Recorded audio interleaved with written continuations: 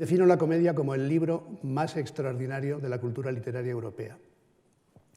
Algún periodista me preguntó que matizase eso y ahora lo digo también. Fíjense que no digo el mejor libro de la literatura europea, ni digo el más bonito, ni el mejor escrito, ni el más culto, sino que digo el libro más extraordinario de la literatura europea.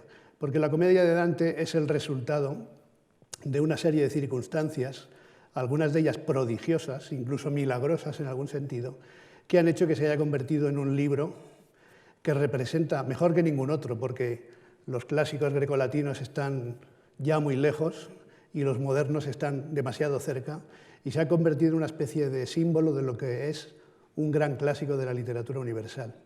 Clásicos que nos dan miedo, de los que podemos decir algo todos, porque forman parte de nuestra cultura general, pero que muy frecuentemente los desconocemos, precisamente porque nos dan miedo. Pues para quitarnos todos ese miedo, voy a intervenir estas 3 jornadas que hemos repartido, una general, que es la de hoy, sobre Dante y su mundo, y otras sobre el infierno, y la última sobre el purgatorio y el paraíso. La comedia es una obra de rara perfección, escrita en circunstancias muy difíciles para el autor, y Dante es, a su vez, que esto frecuentemente lo olvidamos, una figura imponente de la cultura medieval. Una figura imponente que es difícil definir en términos contemporáneos. Yo no me atrevería a llamarlo escritor, ni me atrevería a definirlo como intelectual. Y la expresión hombre de letras, que quizás sea la que más se acerca y que a mí me gusta mucho por distintas circunstancias, se queda muy corta. Efectivamente, Dante es una figura imponente, como digo, de la cultura medieval, y habrán visto muchas veces esta pintura de Domenico di Michelino, que en realidad es la única de atribución segura que se conoce de este pintor, y ahí tienen el universo dantesco en el que nos vamos a mover estos días. A la izquierda se ve el infierno, curiosamente resumido a un episodio o a un par de episodios muy concretos y, por tanto, con la muralla de la ciudad de Dite. En el centro tienen el purgatorio, mucho más detallado en su pintura que el infierno. Tenemos a Dante, obviamente, con su libro, y a la derecha la ciudad de Florencia. Una ciudad que no es la de Dante, porque se ve ahí el cupolone de Brunelleschi, por ejemplo, que tardaría 100 años, más de 100 años en acabarse y que, por tanto, Dante nunca vio. No está el batisterio, que es el monumento más característico de la Florencia medieval que hoy conservamos y que Dante pudo ver y que tan importante es para su obra, y están otros elementos como la torre de Arnolfo y el campanile de Giotto, que sí forman parte de la Florencia medieval. Pues bien, aquí falta algo, evidentemente, o mejor dicho, falta alguien, que es Beatriz, pero de eso hablaremos durante la sesión de hoy. Dante, ahí tiene las fechas de nacimiento y de muerte, además se avecina peligrosamente, y lo digo en un sentido incluso positivo, el 7º centenario. Habrá bastantes novedades con respecto a la biografía y sobre todo del texto de edición de la Comedia y de otras obras de Dante, pero para que vean la figura en su conjunto, esta es una lista rápida de obras que Dante Alighieri escribió, una colección de rimas que tiene recientemente una muy buena edición crítica con el título del libro de canciones, para quien le interese: La vida nueva, El convivio, el De vulgaria eloquentia, La comedia, el Tratado Monarquía y algunas otras obras menores, con una colección de églogas y de epístolas en latín, y otras obras entre las cuales hay alguna de atribución dudosa.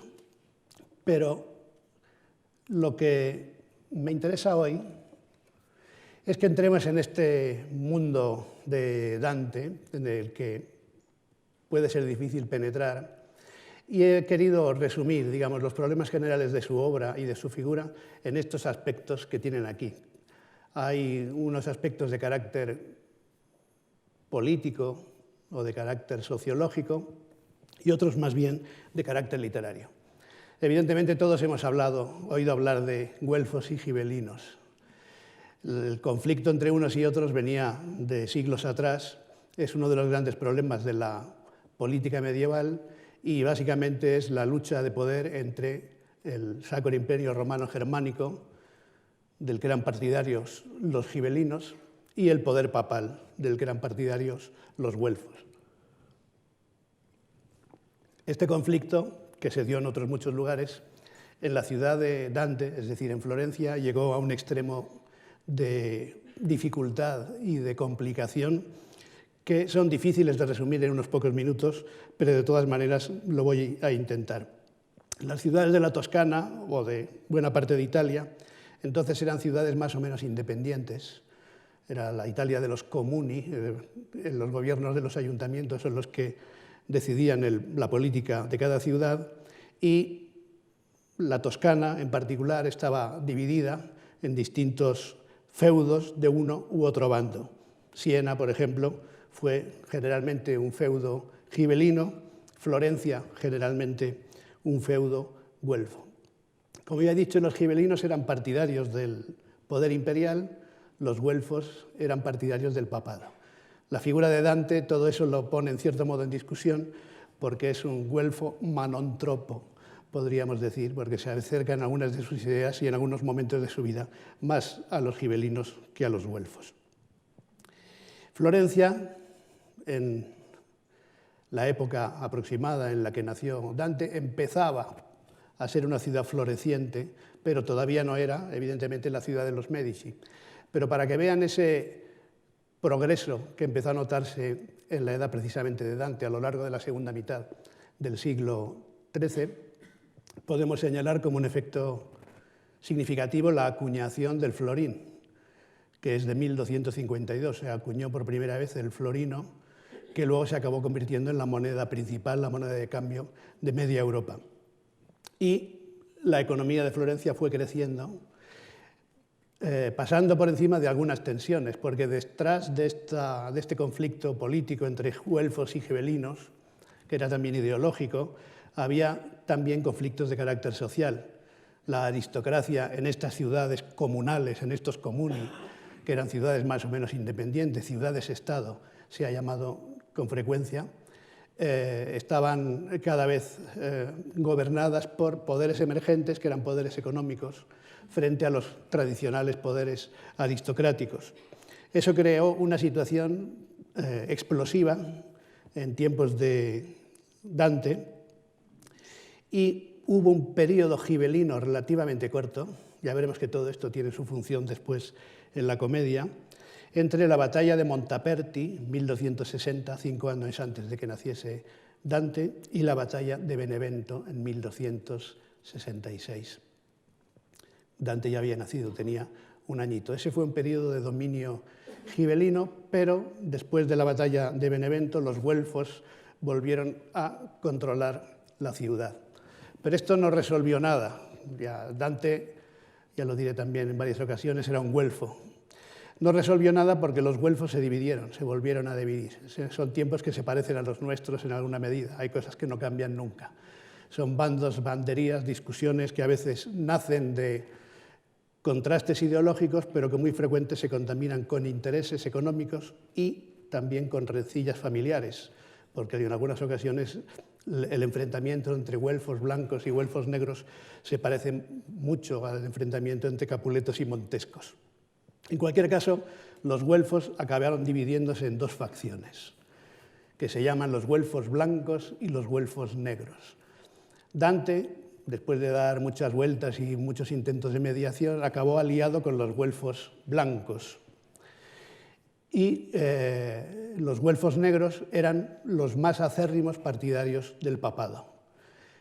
Dante tenía parientes entre los güelfos negros. Se casó con una mujer que pertenecía a la familia de los Donati, y los Donati eran de los principales güelfos negros de la ciudad. ¿Cuál era la diferencia entre güelfos blancos y güelfos negros? En realidad las diferencias eran pocas, pero los negros eran acérrimos partidarios del papado, y ahora vamos a la situación de Dante, y los güelfos blancos, en cambio, no eran tan papistas, y algunos de ellos sus ideas eran más bien propias de los gibelinos. En esa situación, cuando Dante tenía 28, 30 y 32 años, en los últimos años del siglo XIII, desarrolló una actividad política dentro de su ciudad y formando parte de distintos consejos de gobierno de la ciudad, el Consejo del Pueblo primero, y también el Consejo de Ciento. Tuvo diferentes cargos, algunos duraban 3 meses, otros duraban 6. La conclusión a la que quiero ir llegando, nos acercamos hacia el otro tema, el otro gran tema, que es el exilio. La conclusión es que Dante intentó mediar en un momento de gran convulsión política, ahí metió la pata alguna vez posiblemente, pero con buena intención, por ejemplo, como cuando por apaciguar una rencilla tuvo que decidir junto con los del Consejo de la ciudad de exiliar a una parte de los negros y a una parte de los blancos, con lo cual su amigo del alma, Guido Cavalcanti, quedó fuera por un tiempo y luego, por circunstancias que no vienen al caso, murió poco después enfermo en el año 1300, de manera que su amigo del alma no acabó muy bien con él y es un tema que aparece después en la comedia.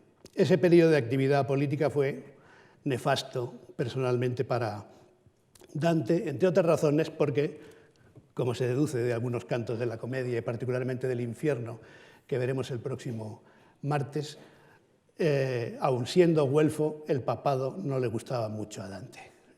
Era casi un gibelino enmascarado, un gibelino escondido, como alguna vez se ha dicho, porque sus grandes enemigos eran realmente los enemigos, digamos, ideológicos, fueron los papas de su tiempo y alguno de ellos enemigo personal, porque determinó su exilio. En ese contexto, Dante se manifiesta en el Consejo de la ciudad de Florencia, contrario a las injerencias que el Papa Bonifacio VIII quiere ejercer en la ciudad, porque al Papa le interesa que la ciudad esté controlada por los güelfos negros, sus partidarios más acérrimos, y que los blancos sean minimizados o expulsados. En ese contexto, Dante es enviado por su ciudad a una legación para ver al Papa a finales de 1301, para intentar que el Papa no envíe a un pacificador, cosa que acabó sucediendo, y ese pacificador en realidad sirvió para alterar todavía más los ánimos y los negros, los güelfos negros, haciéndose con el poder de la ciudad, expulsaron a los blancos. Esa decisión le pilló a Dante ya en el exilio. Estamos hablando de finales de 1302, 1301, principios de 1302. Y el nuevo gobierno de la ciudad dictó un bando de expulsión contra los güelfos blancos, contra un grupo de güelfos blancos, con las acusaciones que eran de rigor en estos casos, corrupción y otro tipo de acusaciones más o menos genéricas, no solo a Dante, a distintas personas más. Al cabo de unos pocos meses se les ofreció la posibilidad de volver pagando una multa muy salata, como dicen los italianos, es una multa considerable. Dante y otros se negaron y entonces esos contumaces fueron declarados, ¿no?, en rebeldía y condenados a la hoguera si volvían a Florencia. Si Dante pisaba Florencia, todos sus bienes eran confiscados y él moría en la hoguera. Y por tanto, después de salir hacia legación hacia Roma, el Papa Bonifacio lo retuvo ahí en Roma y Dante ya no volvió nunca más a su ciudad. Esto es importante porque la comedia se escribe precisamente durante el exilio, en unos años muy duros para Dante. Que esa obra tan perfecta saliese de esos años en que el pobre Dante iba de zocos en colodros, como antes se decía, de un lado para otro, perdiendo sus libros o arrastrándolos si podía, o dejándolos abandonados, pidiendo favores a amigos, buscando la protección de algún noble o de algún poderoso en las distintas ciudades. Prácticamente en toda la Italia meridional estuvo en algún momento hasta morir, como sabemos, en Rávena, en el año 1321. Por tanto, no volvió a ver su ciudad y no volvió a ver a su mujer, la mujer con la que se casó. No estoy hablando de Beatriz, ahora lo aclararemos eso. No volvió a ver a su mujer. Se reunió con sus hijos al cabo de unos años y murió en el exilio. Hace muy poco he estado en Ravenna para los italianos, y allí está todavía la tumba. En estos días está la polémica porque los florentinos, el gobierno de Florencia, quiere volver a llevar los restos de Dante a la ciudad de Florencia, cosa a la que, con toda lógica, los habitantes de Ravenna y el ayuntamiento de Ravenna se niega. El exilio, por tanto, es fundamental. Dante es uno de los maestros de la literatura del exilio y las rencillas o las pequeñas venganzas o los ajustes de cuenta que indudablemente están presentes en la comedia no se entienden sin esa situación de Florentino con la sensación de haber sido expulsado del paraíso de su ciudad, con la esperanza de volver, haciendo gestiones durante los primeros años para intentar volver a la ciudad, para intentar que las cosas se encauzaran, pero también con el orgullo de negarse a aceptar según qué soluciones que a él le denigraban o por lo menos no consideraba honrosas. Este es muy rápidamente explicado el contexto sociopolítico de Dante.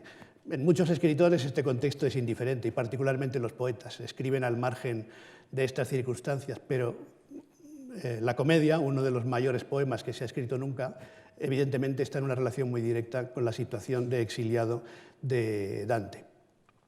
Luego hay otro aspecto sobre el que me gustaría hablar, que es ya más literario, y nos vamos acercando a la comedia, que no importa si la llamamos de cuando en cuando divina, lo explicaré luego también, para entendernos, la Divina Comedia para los amigos.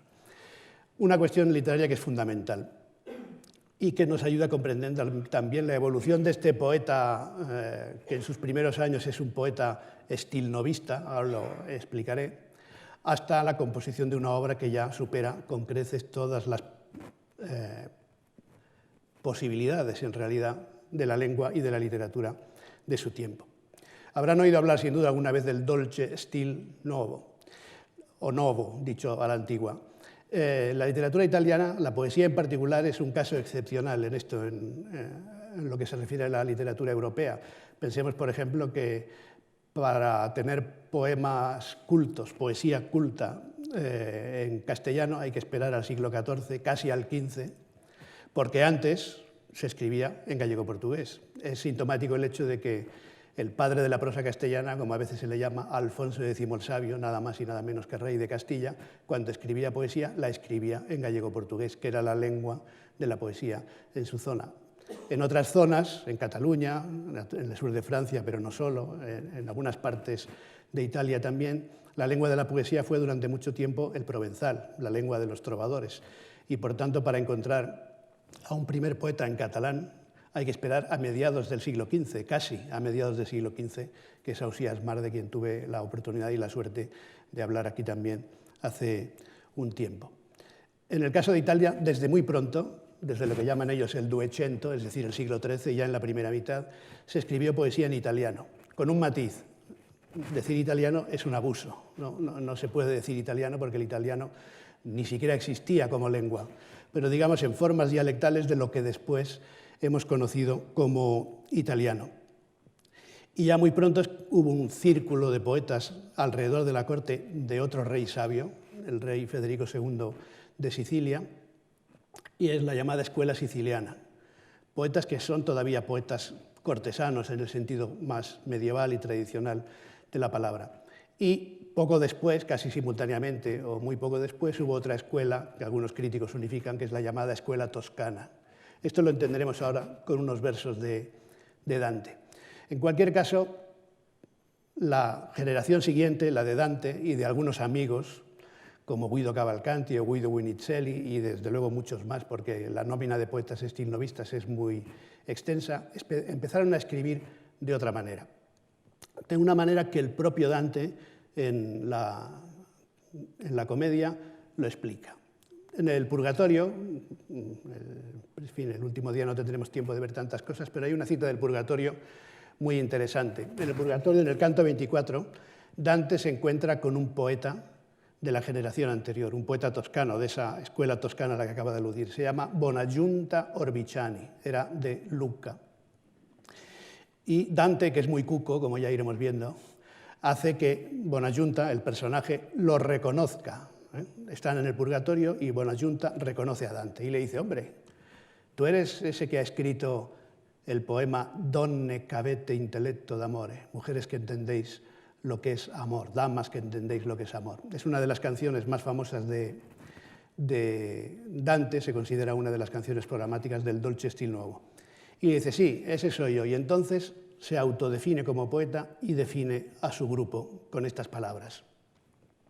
Le contesté: Yo soy de los que cuando amor me inspira, anoto, y lo que dentro me dicta, yo lo voy significando. Oh hermano, dice ahora Bonaggiunta, ahora veo el nudo que al notario, a Guitón y a mí separa del dulce estilo nuevo que ahora escucho. Fíjense que esta categoría historiográfica de la literatura italiana, dolce stile nuovo, es una invención de Dante, que aquí pone en boca de Bonaggiunta, ¿no? Ahora me doy cuenta, vosotros sois mejores, le dice, ¿no? Veo con claridad que vuestras plumas siguen de cerca a aquel que las inspira, cosa que con las nuestras no logramos. Y el que quiera indagar más hondamente verá que no hay más diferencia que esta. Se dio por satisfecho y se calló. Si no digo lo contrario, las traducciones de la comedia son mías, de mi traducción. Bien, este fragmento es muy interesante. Nos está diciendo cosas que son importantísimas para comprender no solo el dolce stile nuovo, sino la evolución del propio Dante. Primero lo dice de una manera en que se define a sí mismo, yo son un que cuando, pero lo dice también con el sentido de pertenencia a un grupo. Fíjense que ni una sola vez utiliza el verbo escribir, ¿no? Cuando amor me inspira, anoto. Yo estuve a punto de traducir noto, pero en fin, era un poco... porque se refiere a la notación musical en realidad. Lo podríamos traducir por componer. Cuando amor me inspira, compongo. Y lo que dentro me dicta, yo lo voy llenando de significación. Es interesantísimo esto porque la escritura ya no es solo para Dante y los stilnovistas un ejercicio mecánico o intelectual de composición, como era para los poetas anteriores, que eran poetas, en cierto modo, de academia, que era el reproche que hacían o que seguían una tradición. Estos poetas, los del dolce stile nuovo, reivindican su condición de poetas inspirados.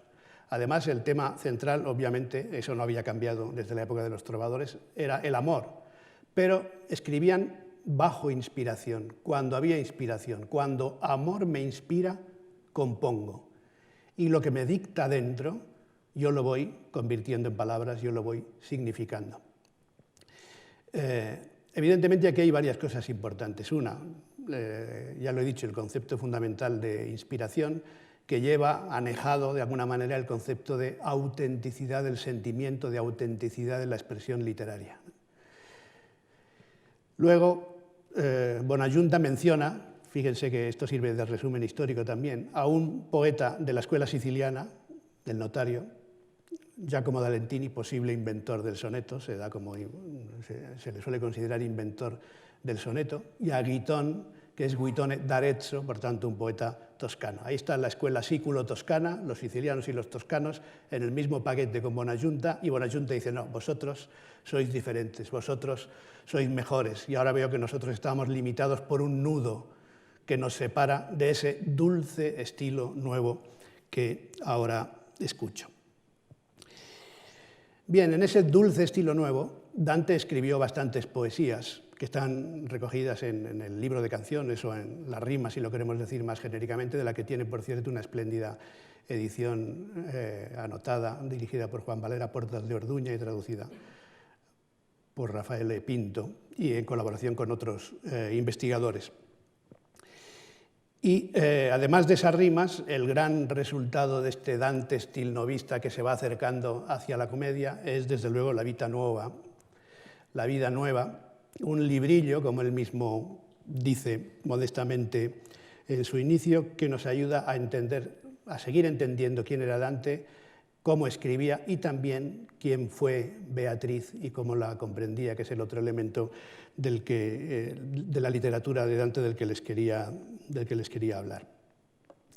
Este es un incipit muy famoso, el de La Vita Nuova, de hecho, y esto lo digo también para que se entienda el problema de los títulos en las obras antiguas. Nosotros damos mucha importancia a los títulos hoy modernamente, pero los antiguos no le daban tanta importancia.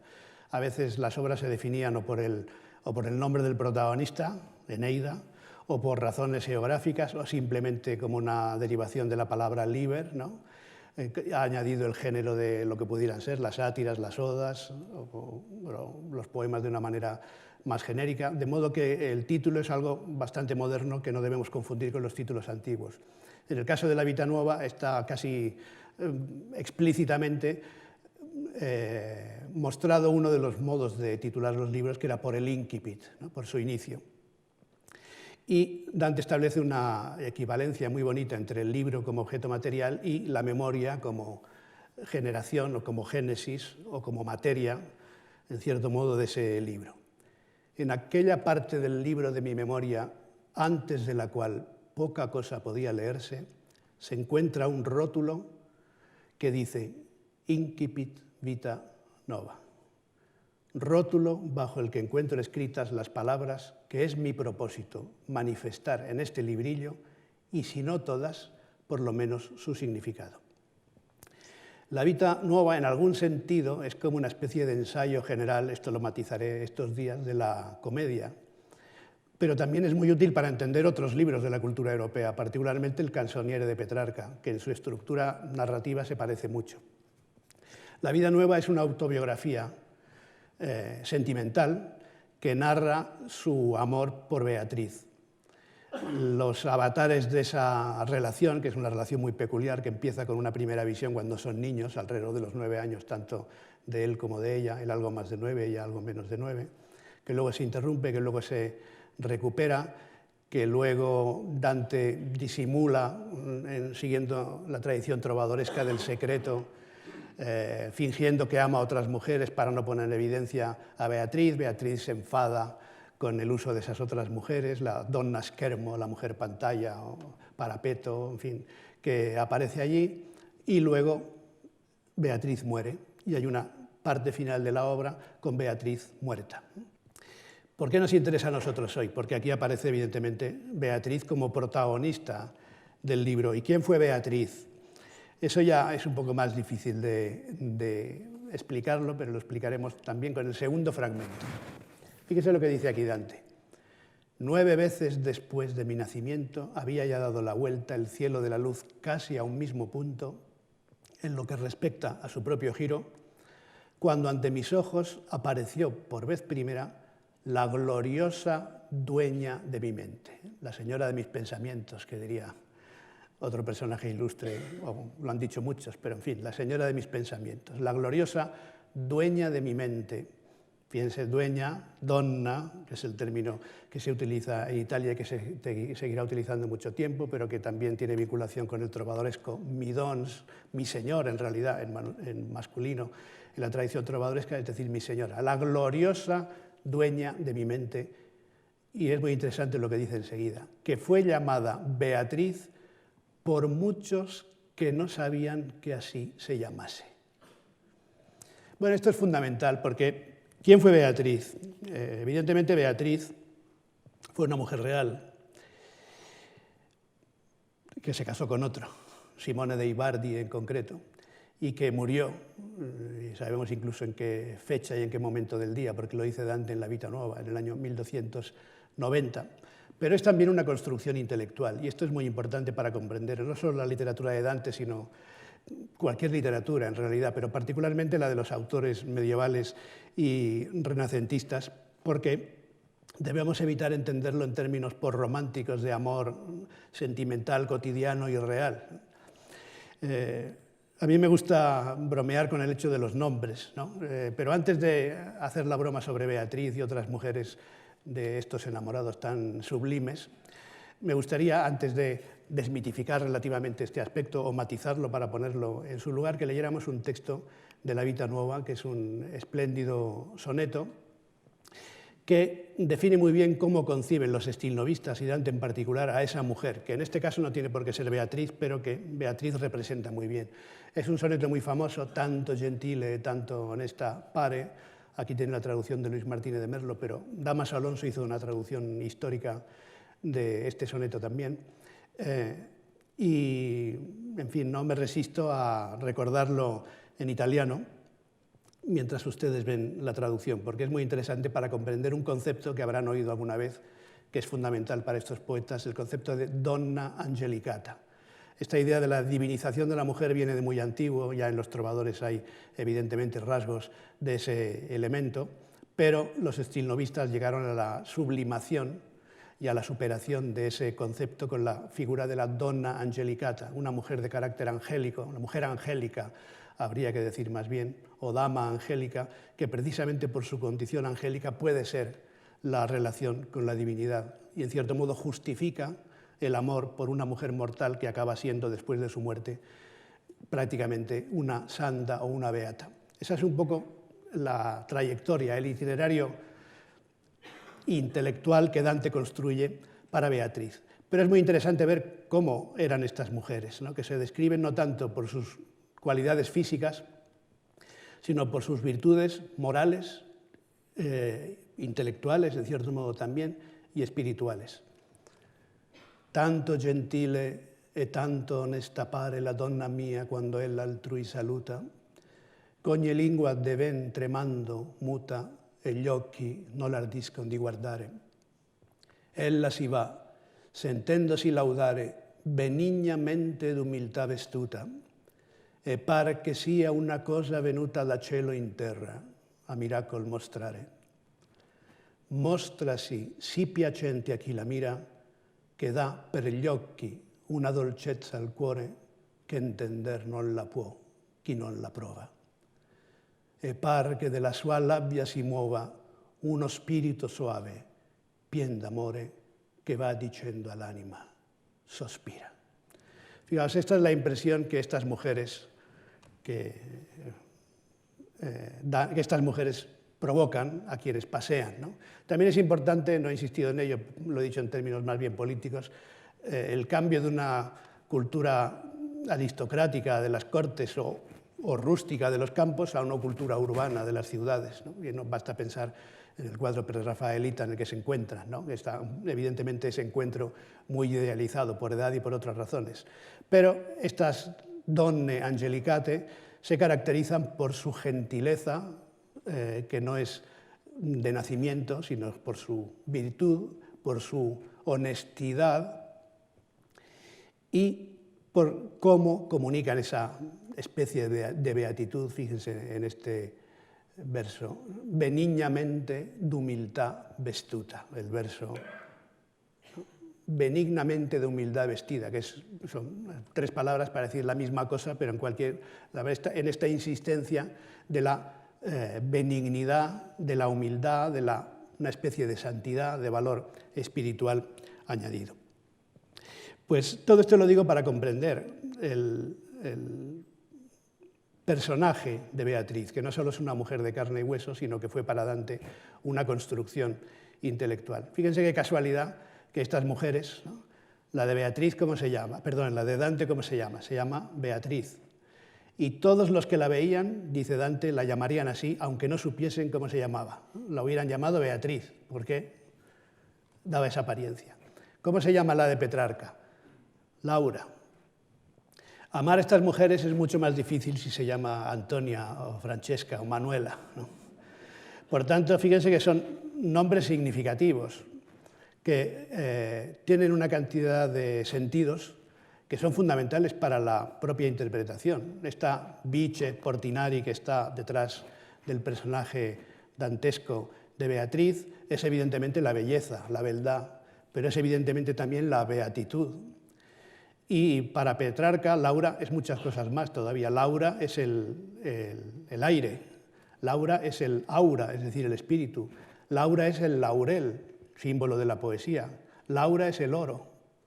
Por tanto, son nombres con una intensidad simbólica que hacen que Beatriz y Laura tengan esta dimensión más que humana, que conviene, evidentemente, a la donna angelicata. Vuelvo un poco a las obras para que veamos que Beatriz es efectivamente determinante en la vida de Dante, como iremos viendo en relación ya con la comedia. Les vuelvo a poner aquí la lista de obras para que veamos un poco y nos vayamos acercando en realidad ya hacia la comedia. Después de escribir, bueno, las rimas las escribió en distintos momentos de su vida, aunque por lo general forman parte de la obra juvenil y tienen una configuración que no es exactamente la de un cancionero, pero que algún tipo de solidez y de estructura interna tienen, como se ha visto en distintas ediciones, entre ellas esa edición crítica a la que he aludido antes. La Vita Nuova es un opusculito muy breve que se lee en media tarde y que les aconsejo que lean cuando tengan una ocasión, porque es una obra deliciosa desde el punto de vista de narración, de autobiografía sentimental, es una novelita sentimental, bueno, una obra en prosa y en verso, porque hay poemas intercalados, como hemos visto, el soneto que acabamos de ver está allí. Y luego Dante se fue al exilio, resumiendo, y a partir de 1302 en adelante, ya en el exilio, siguió con su voluntad de escribir una obra digna de memoria y se dedicó a la escritura.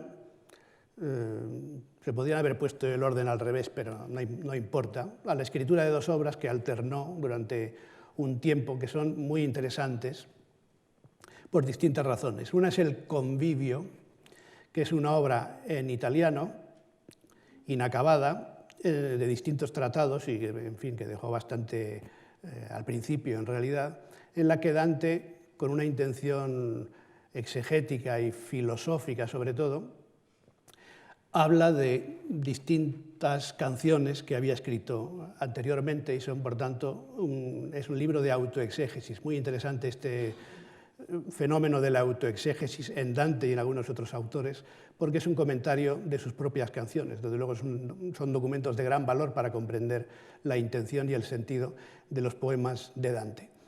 Era una obra bastante ambiciosa que dejó interrumpida. Y por esos mismos años, también estamos en los primeros años del siglo XIV ya, escribió el De Vulgari Eloquentia, que en la historia de la lengua y de la literatura europea es un libro también muy importante, una obra importantísima, sobre la elocuencia de la lengua vulgar. Hace poco ha salido, por cierto, una espléndida traducción de Rafael Epinto también en la editorial Cátedra, donde está también La Vida Nueva. El De Vulgari Eloquentia es muy interesante porque es posiblemente el primer tratado en el que se defiende el uso de la lengua vulgar y se intenta definir cómo tiene que ser esa lengua, ¿no? Pero no estamos hablando de la lengua de la calle, sino de la lengua literaria. También quedó, por desgracia, interrumpido el libro y parece que el abandono de estos dos proyectos ambiciosísimos o bastante ambiciosos desde distintos puntos de vista, aunque no fueran poéticos en un sentido pleno de la palabra, como luego sería la comedia, tuvo que ver con el inicio de la redacción de la obra de su vida, que evidentemente fue la comedia.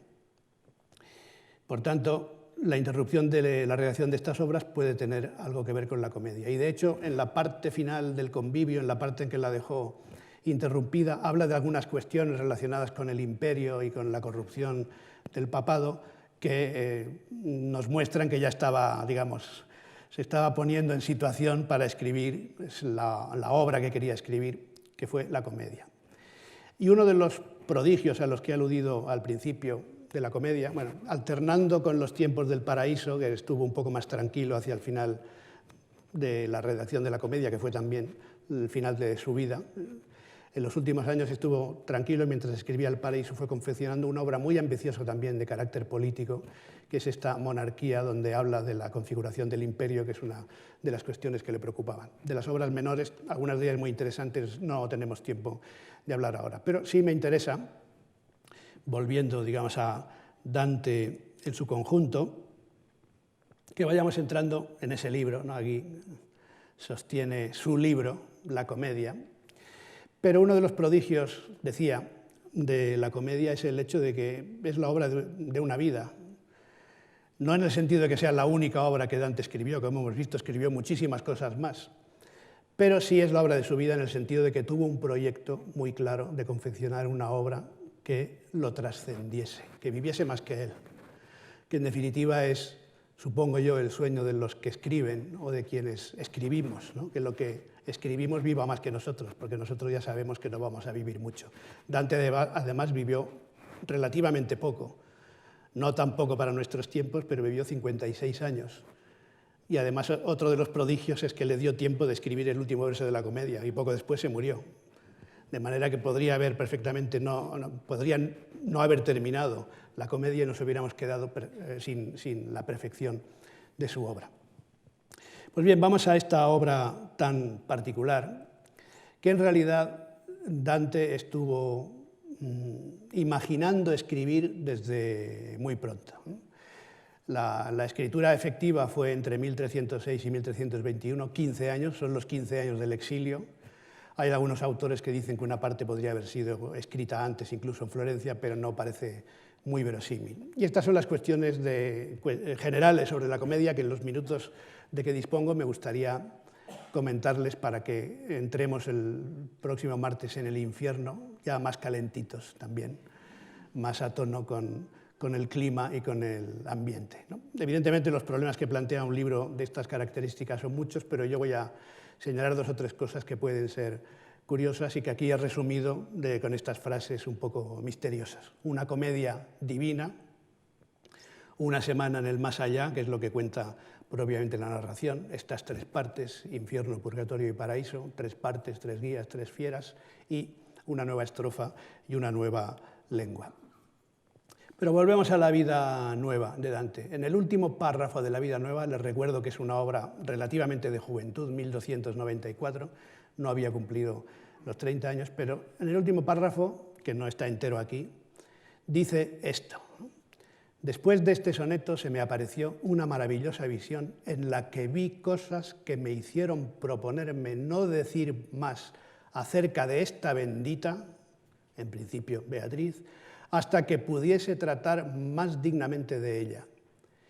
Y para llegar a esto me esfuerzo cuanto puedo, tal como ella ciertamente sabe, tal que si fuese voluntad de aquel por el cual todas las cosas que viven, que mi vida dure algunos años, espero decir acerca de ella lo que nunca fue dicho acerca de ninguna.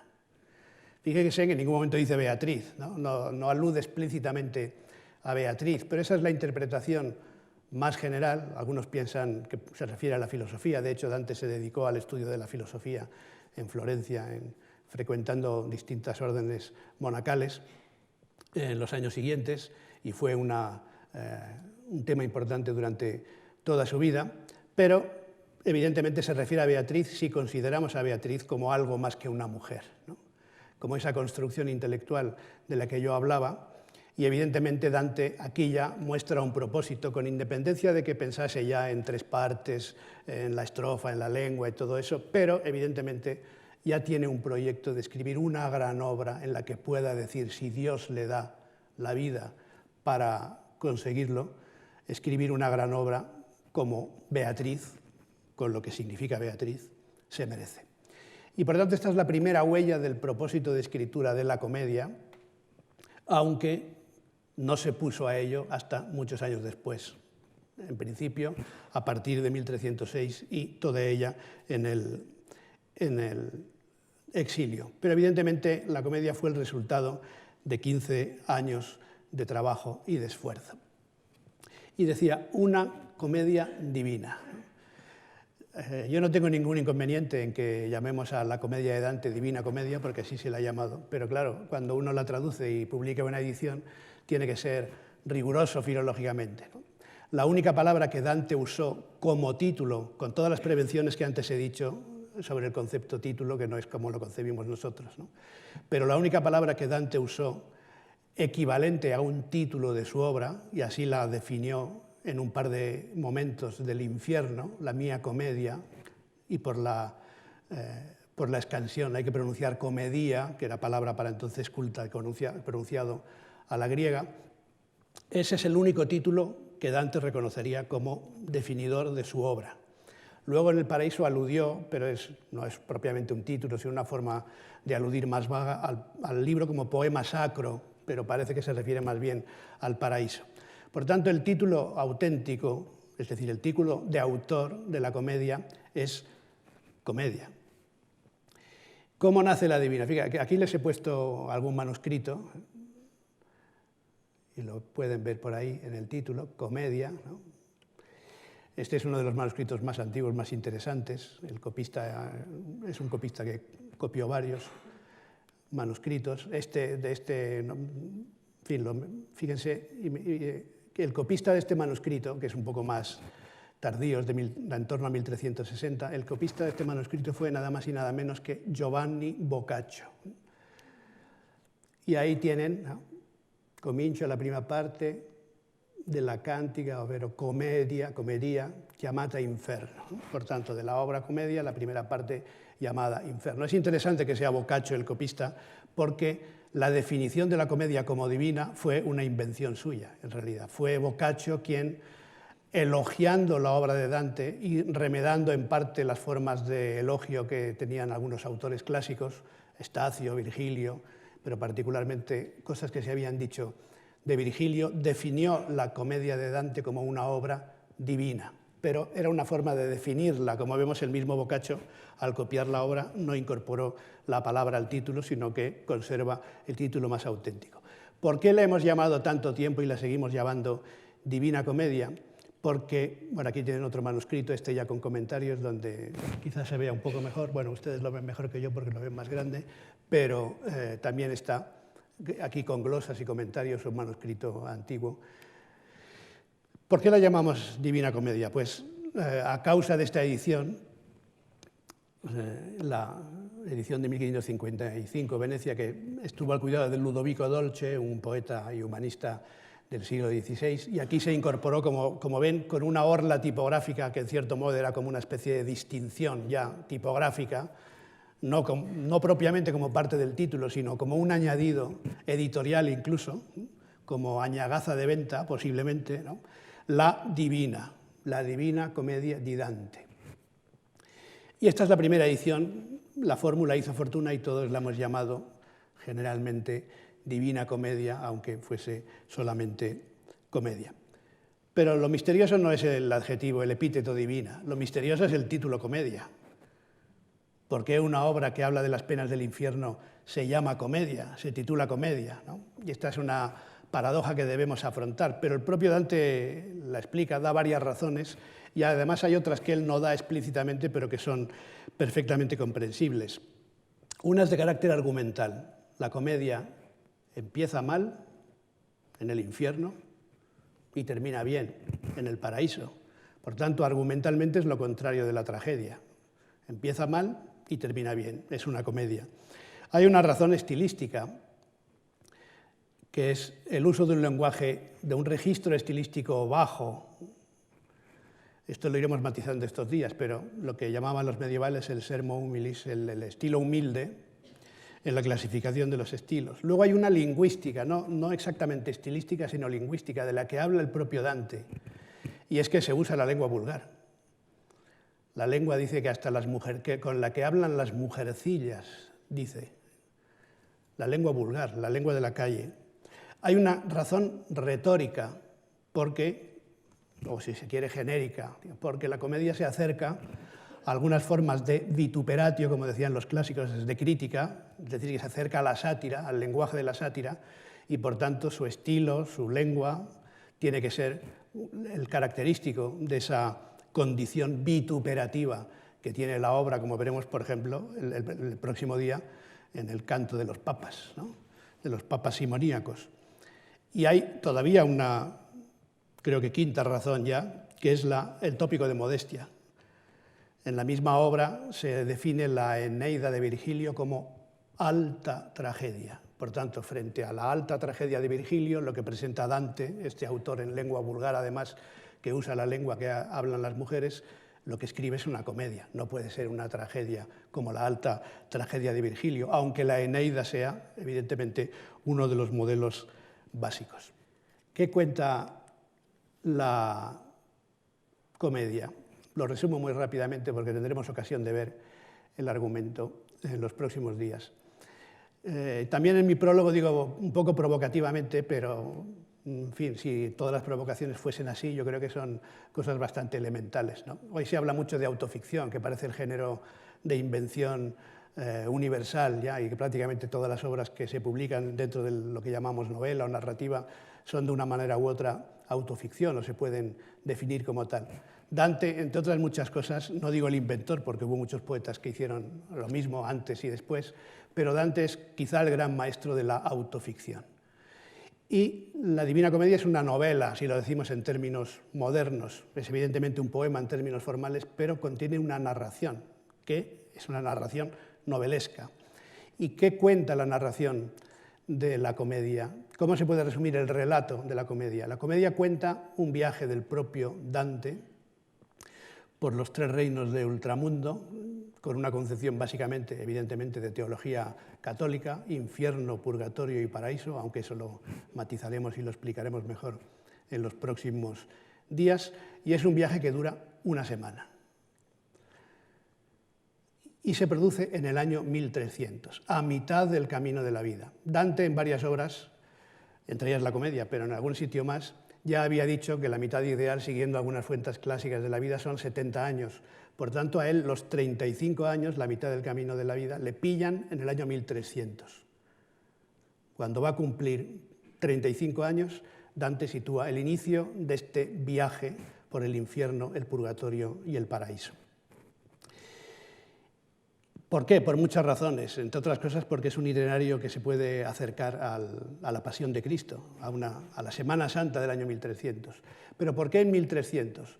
Fue el año en que el Papa Bonifacio VIII instituyó el primer jubileo de la Iglesia Católica, que en realidad había empezado a contar, esto vale aritméticamente, pero es un poco complejo y si hay ocasión lo veremos en los próximos días, empezaba a contar desde el día de Navidad, desde 3 meses antes, ¿no? Y, por tanto, aunque algunos críticos difieren, digamos que en el mes de marzo, ya no voy a dar fechas porque no todos coinciden, es una semana del mes de marzo del año 1300. Pero Dante está escribiendo en 1306, 7, 8, 12, 14, 16, 20, ¿no? Y, por tanto, antes he dicho que era muy cuco, quizá pasándome de confianza, pero ahora lo repito, ¿no?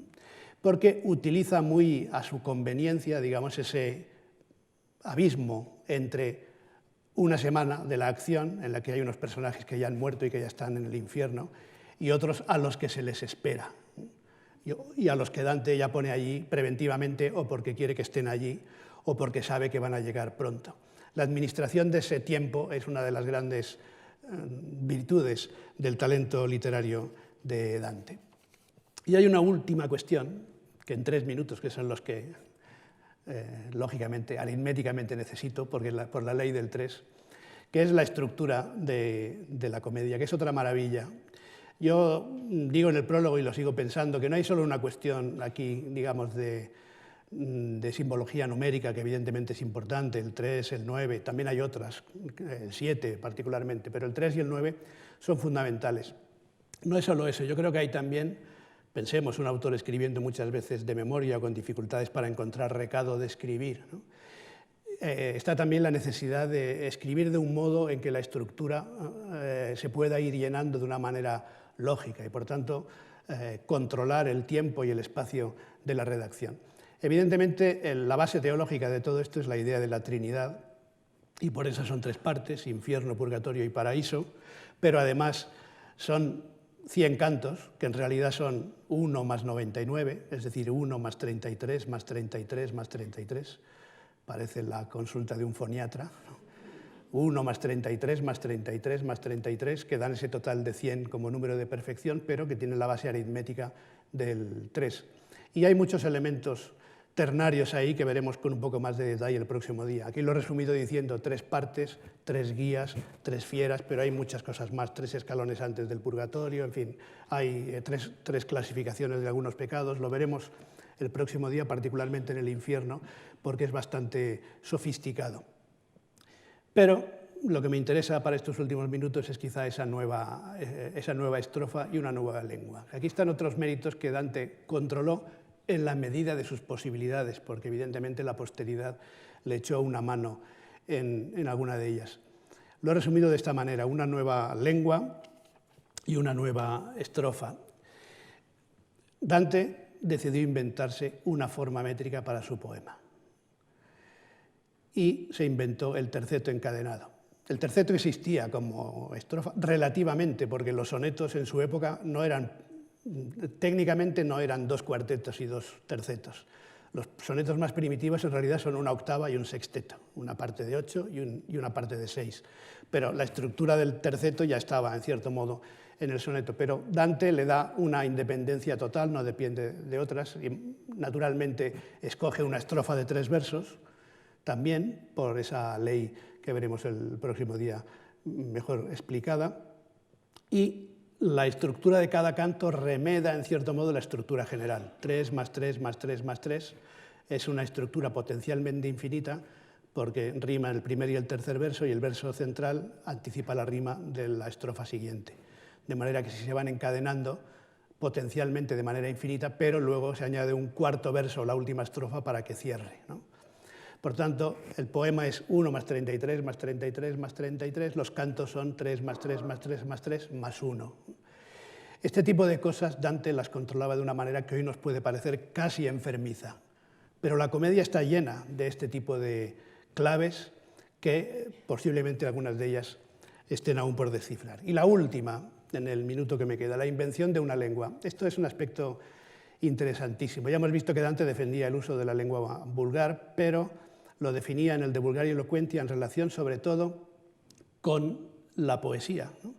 Pero la poesía que le había escrito se quedaba muy corta para contar una historia de casi 15.000 versos, ¿no? Un relato de casi 15.000 versos donde pasa de todo, donde hay elementos de gran sublimidad y donde hay otras cosas como ventosidades y algunos personajes partidos por la mitad, hasta el hueco de los pedos, se dice, ¿no?